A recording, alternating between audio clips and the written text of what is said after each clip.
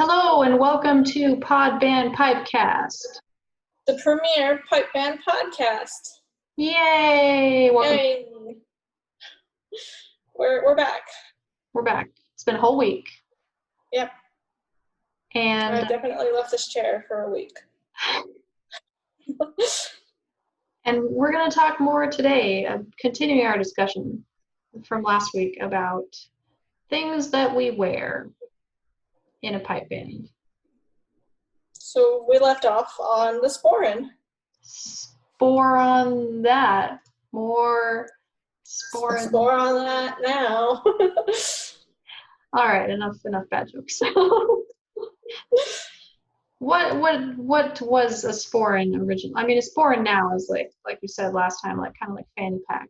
So back in the day, the working Sporran was a very basic circle of leather with holes around the periphery and then drawn together with a thin leather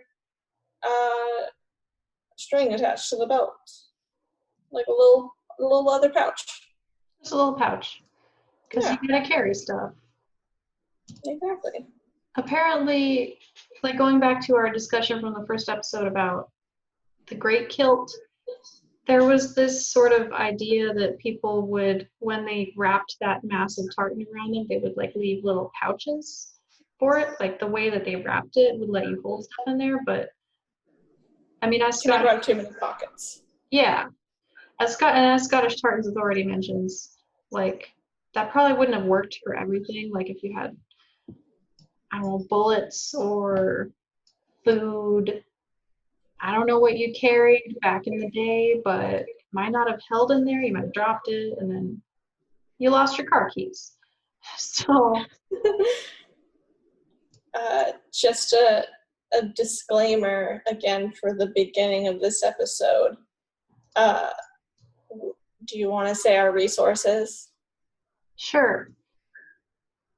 As a reminder, if you forgot or didn't watch the first episode, we're getting our information for this episode from Loch Heron and mostly from the Scottish Tartans Authority, because obviously they're an authority. So we're going to post the links in the description here, and if you would like to read it in more detail or do a little bit of looking around for yourself, go right ahead. There's a lot of really interesting stuff out there. Yes. Cool. Where are we at? Oh, okay. Sporran. Oh, Sporran, yes. So what I think is interesting about the Sporran is that it's worn in front. And any normal person, when putting on some kind of belted pouch, I would think, would not want to put it in front, because when you walk, it would like flop around.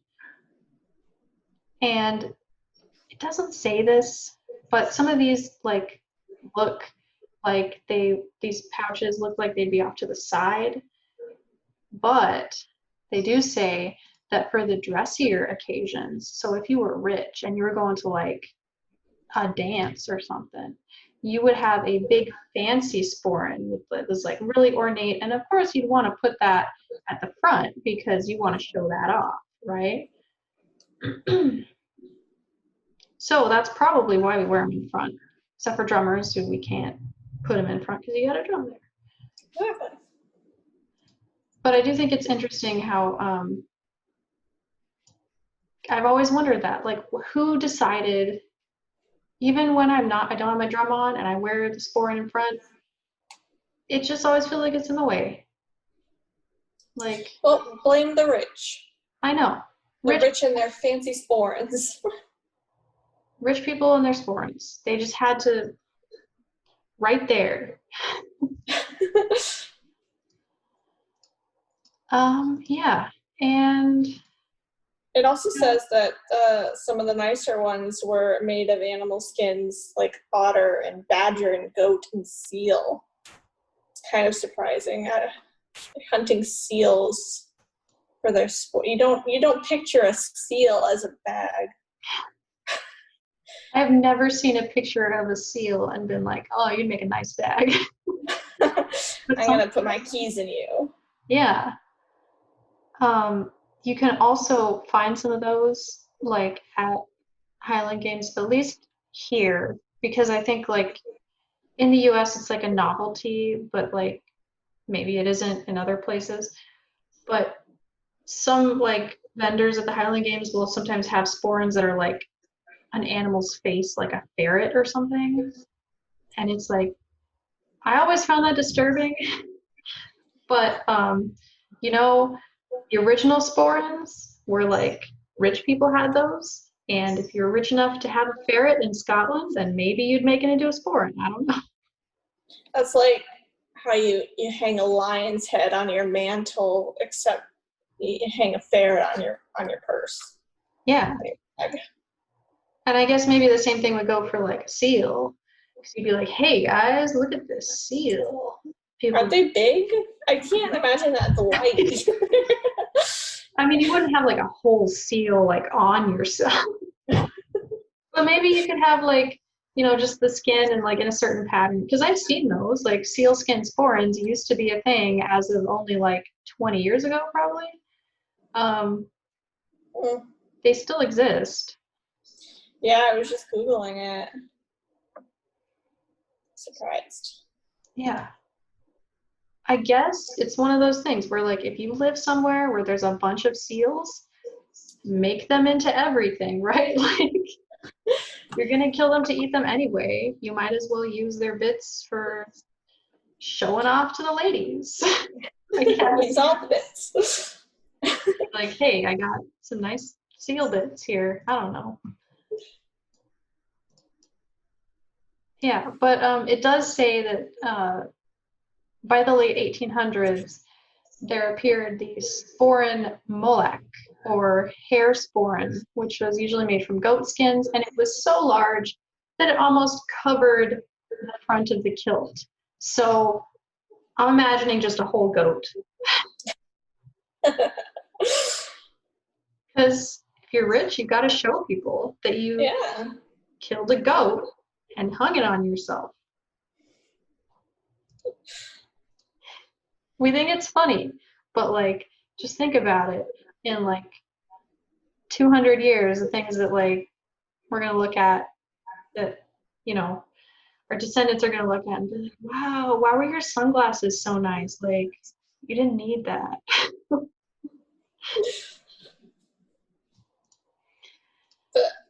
But okay, now they've got big stinky kilt bundle, stinky shoes, stinky dead goat on the front of them, playing their stinky dead goat instrument. The Highlanders were terrifying people, I'm telling you. And like also had the personality to go with it, because, and I'm not like trying to offend anyone, I'm just saying like you're proud of that, right? Like that's your national instrument, your national like dress is like a kilt, and that I think that's cool.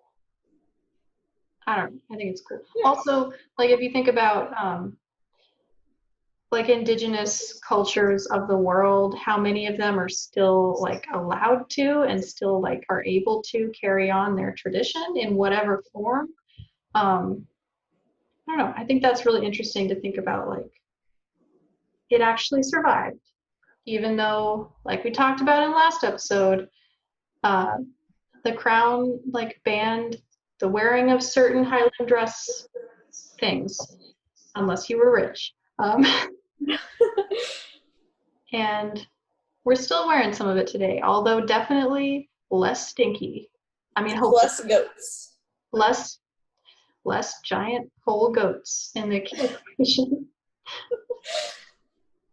Let's bring the goats back. I want a goat sporran. Well, and remember, like the when we went to the musical instrument museum.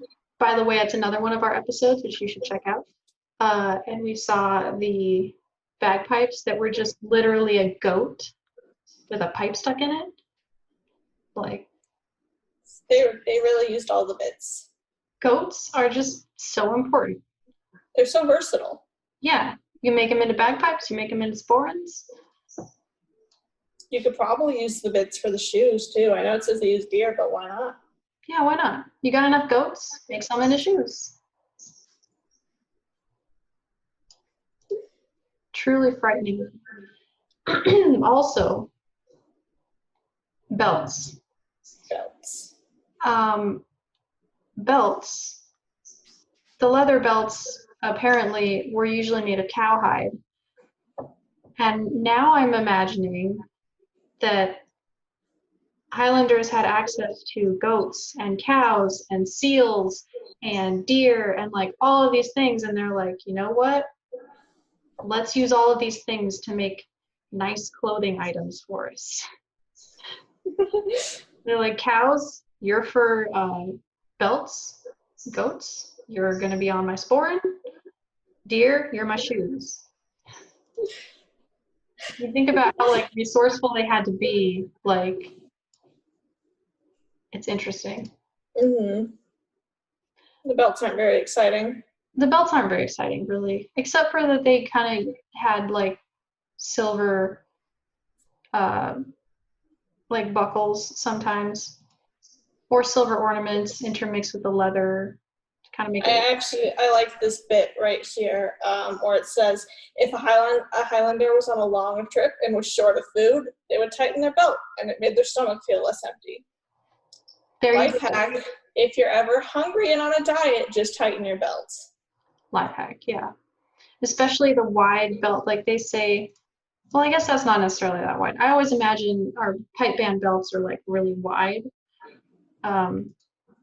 It says 80 to 100 millimeters wide, which is pretty wide now that I think about that. I don't think very well in metric. Sorry, rest of the world. This is America. But you have the whole thing that you just tighten it, you're fine. Tighten belt, you don't have to eat. Yeah. I should try that. I'm going to do the Highland belt diet. The Highland belt diet, that's our new thing. 1 week, all belts. No food, only belt. And let's also say that you have to be barefoot all week as a part of that diet. You have to be what? Barefoot. Oh, yeah. And I have to not shower. Yes. Stinky barefoot belt diet. Yes. Perfect. But seriously, no offense about the not showering thing for back then. If you didn't have running water. Now, you should have running water. If you don't shower, like, please. I didn't mean to say that they didn't shower. I just meant their kilts were stinky, and I ain't walking around in a kilt for a week. So the next best thing is not showering. True. And also sleep in your kilt. Oh, yes. man. Too stink. Should we move on to hats? Yes. I'm disappointed in our hats. Nowadays, I feel like I like the Balmorals better. Yeah, I agree. They were the original hats, right? Yeah. Why miss it the good thing? Yeah. I guess it's supposed to look like better. I don't know. So there was the original, I guess original, as far as original can be. The Highlander's bonnet came to be called the tam o' shanter, and there was usually like a piece of cloth that was like tied around, and then it was like gathered, like the cloth was gathered in the middle with a turi, which is that little red ball that we even today see on the top of our hats. It looks like a pom-pom, basically. So the hats don't really look terribly different, because I've seen, like we said, we've seen Balmoral hats. Pipe bands don't wear them because I think that we come from more of like a military style background with a lot of the things that we wear. Because some wearers of the hats over time used to like crease their hat down the middle, and I guess everyone looked at that and they were like, dude, that's brilliant, why don't we all do this? So then all the British Army started eventually wearing that kind of hat, and that was their hat that they wore. I don't know why. Maybe it just looked sharp, and I don't know. That's it. That's the hat. The poofy hats do look kind of, I don't know, they look more comfortable. Yeah, they look like they might provide a tiny bit of shade, whereas the other ones do not. That's another thing that like why no shade? I guess if it's raining all the time where you live, like in Scotland, then like you don't need shade. But like as an example here in Arizona, we will park at the end of the parking lot and have to walk all the way through the parking lot just because there's a spot of shade under a tree. Like We need that shade. we need that. Any bit of shade. Because like the thing is, it's not humid here. It's just really sunny. So if you're in the shade, it's like 20 degrees cooler. If you're wearing a polo, it's like 20 degrees cooler. I was thinking that too, but we have to cut that out because that's not going to make any sense. I We're making Alex do a lot of editing, know. but that's okay. What about feathers in hats? You know, that's what they got. Yeah, Even like better. I've seen that a lot, more so in like in the US when people are like trying to be quote traditional and they like are a chieftain or something or like really involved in their clan. Maybe they're like some kind of elder, I don't know, and they have a feather in their hat. Um, I thought it was interesting that, and once again, this is Scottish Tartan's authority, so this is wherever they get their information from. But it says that, yeah, like feathers were sometimes worn, but we don't know like what the feather meant. Was it for a chief or not or whatever? And they say like Scots did wear feathers in their hats, but kind of the association with the it being like the chief who had the feather may have been just something that people kind of borrowed from the Native American tradition, because Native Americans have a huge tradition of like you know the feathered headdresses, like every feather in the headdress means something, and it's only a person who's a chief who gets to wear that, who's done this, this, and this, and like you get feathers when you do certain things. So who knows if that was like a thing, but that's one of the theories, which I think is kind of cool. I can't imagine that being super accurate. Like, how do you come to America, see a Native American, go back to Scotland and do that? Like, Yeah, I don't know. and that's something that's like difficult too, because like, and once again, it wasn't, like I said, I don't really want to say anything. In the last episode, I said I don't really want to say anything about like the history of tartans, because there's this whole theory that, and I'm saying it's a theory because I'm not a historian, I've just read about it from a lot of different places, but there's this theory that like the like certain Scottish traditions, like having a clan tartan and like having, you know, this is how Scottish dress is supposed to be, like certain traditions weren't really that old, but they were more of like there was more of a revival in like 1800s or like you know even 1700s. So they're like started to sort of change traditions in there in that sense because they were more romanticizing it. It's kind of like when the Pirates of the Caribbean movies came out, and all of a sudden everyone was like super into pirates, and it's like uh, they were very smelly people who killed a lot of people. Like they're not as romantic as you're making them out to be. Um, Not that they're not worthy of like learning about, because that's cool and they have cool things about them, but like you may be looking at it through rose colored glasses. So who knows? Who knows if that's accurate? I thought that was interesting to see that on this Scottish Tartans Authority thing, because I had never heard that before. I just assumed, yeah, feather in your hat means you're important. No? I don't know. Who knows? We're gonna have to invent a time machine to go find out. I do think it's interesting how like there's not like a record of what do the feathers mean. Because once again, like even with as the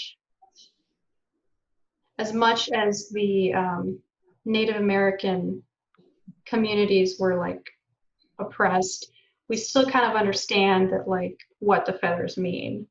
Or we still have people alive who like can tell us what the feathers mean, but we don't know if like one feather means you're almost a chief and two feathers means you're a chief, like in Scotland. I don't know. Because if we knew that, it'd be like easy to find, but it's not easy to find. I don't know if that's just Scottish people not want to talk about their history. I don't know, guys. I feel like if we would have grown up in Scotland, would we learn about this? Would we know this better? Is this just because we're in America and don't have access to this info? Like, I don't know. Maybe. There's a lot of books that are like in libraries in Scotland that have a ton of like history information in them about Scottish history that we just don't have. Like, I mean, just run to my Scottish library. Put them online so I don't have to buy every book on Amazon.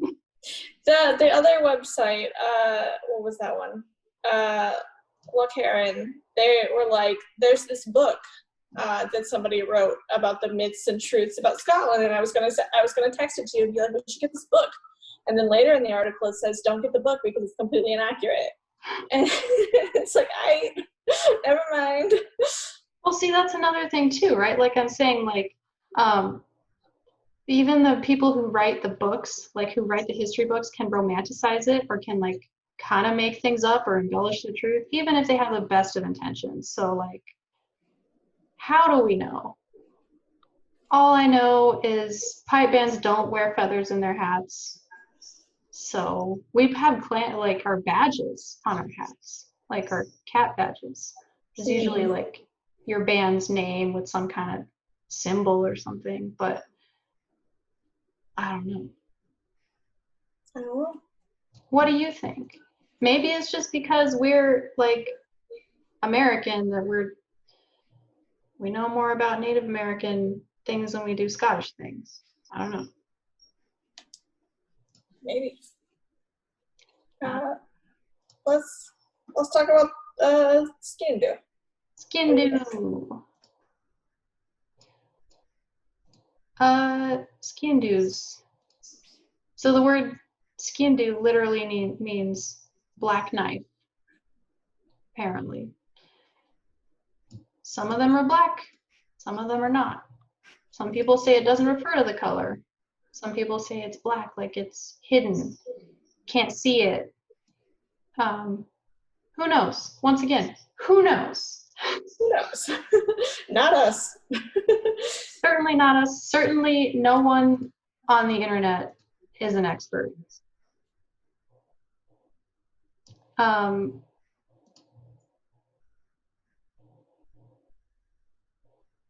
I thought it was interesting that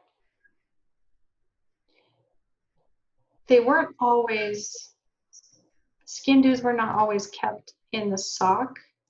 That's because they're always falling down. I mean, true. Now we know. Don't put your skin do in your sock because it'll fall down. Exactly. That makes so much sense. Originally, they were kept in your armpit area,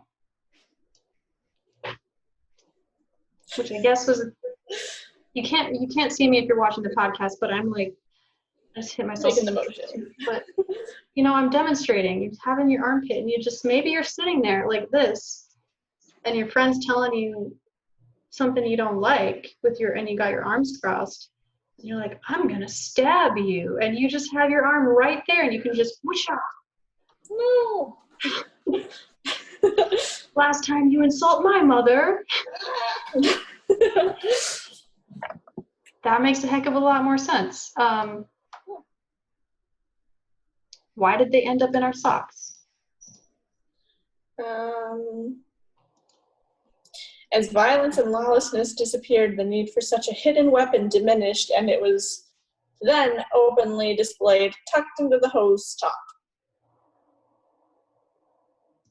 There you go. You wanted to show off once again. Things went from utility, like the Sporran, being like it's a pouch that holds things, to like showing off. Like, look at me, I got my knife in my sock. I'm not going to use it, but I've got one. Yeah. And a lot of them, most of them, I would even say now, have like gems on the top of them. So you can see it when it's sticking out of the top of your sock. It's a little bit of bling. That's what we're learning. We're learning that Highlanders used to be about like just doing what they had to do to survive, and then they started to become more about like showing off, which is fine. That's cool. It's good that you don't need to keep a hidden knife. Yeah. That's a good thing. It's good that you don't, have to like make every single part of your being like optimized for survival. That's why people are lazy nowadays. That's what's wrong with America. #America. We're so lazy we don't even leave our houses to go to work anymore. I know. That's not a laziness thing right now. That was a joke, guys. Jeez. We can't leave our houses because nobody listens. All right. The dirk, which interestingly, apparently pronunciation Biodag is Bedak. Did not know that. That was the original name of the dirk. Why do we change these names? I don't know. Probably the English. Let's blame the English. It says the Highland dirk grew directly from the early bullock knife, an old spelling for the more familiar and vulgar name for male testes. But like, why was it called the bullock knife? Maybe you had it there. Maybe instead of your armpit, you had that there, I guess. I don't know. So a dirk, for people who don't know, is like a bigger skin-do, or like almost like a sword. For stabbing. It's Yeah. a long stabbing weapon. For poking things. I think it's interesting because you often see these with like maybe like a smaller knife on it, or like a knife and a fork. And I'm always like, would people use this for eating? Maybe, probably not. They were for stabbing. They're too large to like cut a piece of meat with comfortably. So I feel like it was just for stabbing. I don't know. There's not a ton of information that we found on them. But once again, it was one of those things where they used to use it a lot for fighting, and then the world got less dangerous. So then they just started to show off by being like, here's my dirk. It looks cool. Yeah. They thought it was so cool that they made a belt specifically for it. Yeah.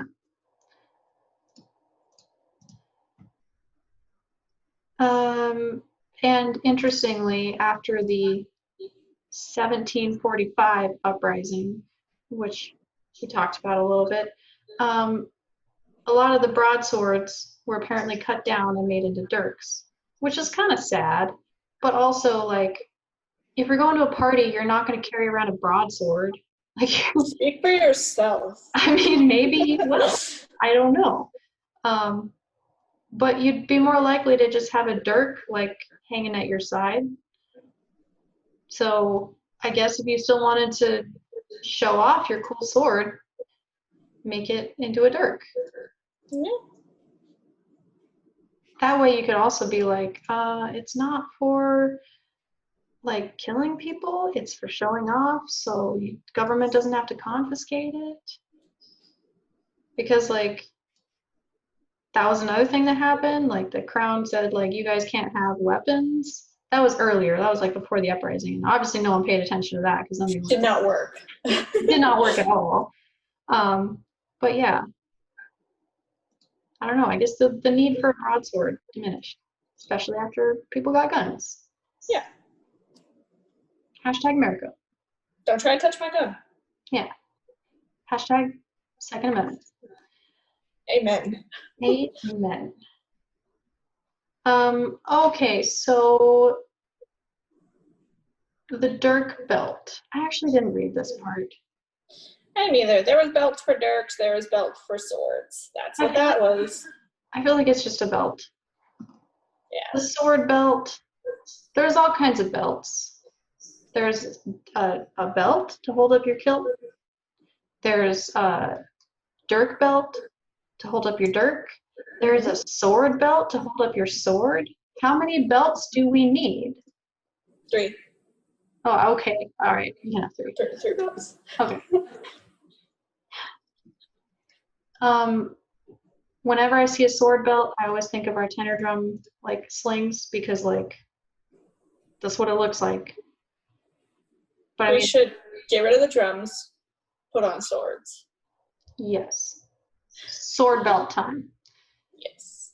Plus, a lot of the sword belts were like fancy. They had like nice buckles and stuff, which would be nice. Yeah. Also, that brings us to jewelry. Yes. I don't know that this is true. Maybe it is. I don't know. It says Highlanders were said to be suspicious of money and preferred to carry what wealth they had in the form of jewelry and embellishments to their weapons. Is this true? I don't know. I read this and I was like, maybe they just like nice things. They like shiny things. I like shiny things. Yeah, I like shiny things too. I mean, it's nice to have nice things, and clearly they like to show off because of the, all the things we talked about. So pretty things like brooches and, pins and all kinds of stuff. Who knows? Clan badges, though, that was interesting because I've always wondered this. Why a clan badge has a belt around it? Like, it's like the thing that your clan is all about and then it has a belt. Apparently, clan chiefs would give their people like a pin that had some thing on it that represented their clan, and people would often wear those just to say that like that's their clan, and they would wear it with like a belt and like a buckle. So when they weren't wearing it, they would just have it like the thing, the metal thing, and then the belt and the buckle was like around it. And that's what we have today. Yeah, and that's what we have. And I thought that was cool because I've always wondered, who wears a belt like that? No one. You can't. It doesn't work. Also, how many belts do we need? We got a belt for your kilt, a belt for your dirk, a belt for your sword, and a belt for your clan badge. 4 belts. 4 belts. 4, counting 4. Maybe they were all the same belt. I mean, probably not. That wouldn't make any sense. I don't think a sword belt could also hold up your pants. Yeah. And like, even if it could physically do it, wouldn't it fall down? Yeah, it'd be heavy. Stuff.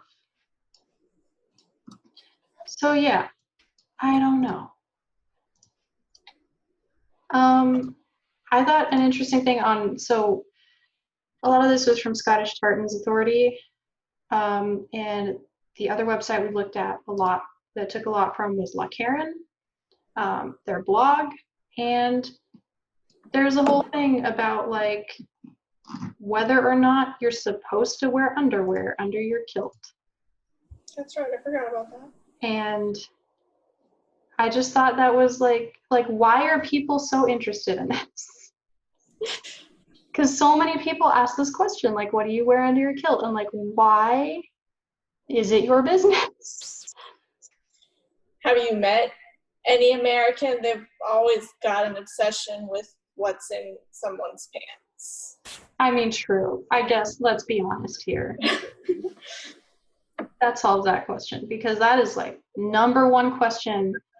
Like, first, what is a kilt if they don't know? And second is like, what do you wear under your kilt? Like, please, why? Do I ask you what you wear under your pants? No? Like, Cool.